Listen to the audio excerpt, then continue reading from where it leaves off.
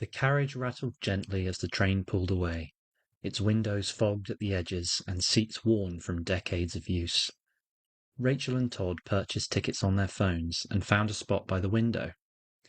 It was mostly empty except for a group of 5 teenage boys, clustered a few rows ahead, huddled close together, their voices hushed. Rachel glanced toward them, her instincts stirring. Their caps were low and their eyes were down, every few seconds throwing looks towards the back of the carriage. They were all holding tennis rackets, gripping them so tight their knuckles were turning white. Rachel's eyes did not stray from them, despite Todd's usual stream of chatter.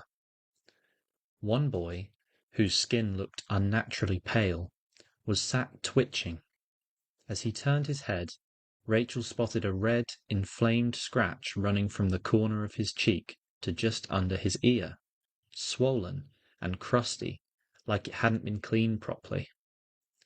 Todd, who had finally noticed that Rachel was no longer listening, said, "All right, what's bothering you?"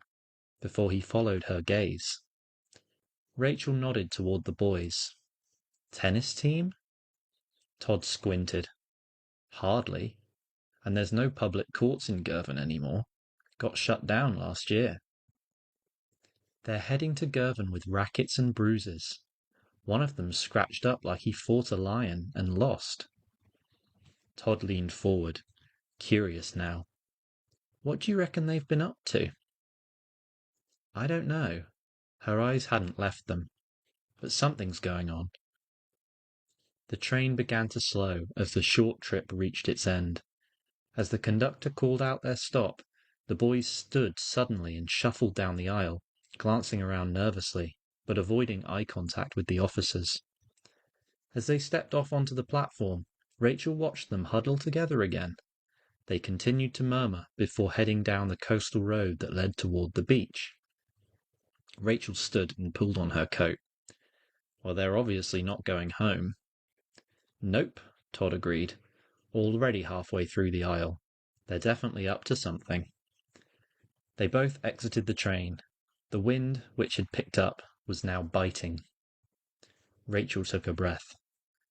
"All right, you follow them." Todd blinked. "Me? Thought we were interviewing the wife together." "It'll be more subtle if only one of us follows them, and you're subtle," she said, then smirked. "Well, slightly. Keep your distance, see where they go. I'll speak with Mrs. Crichton."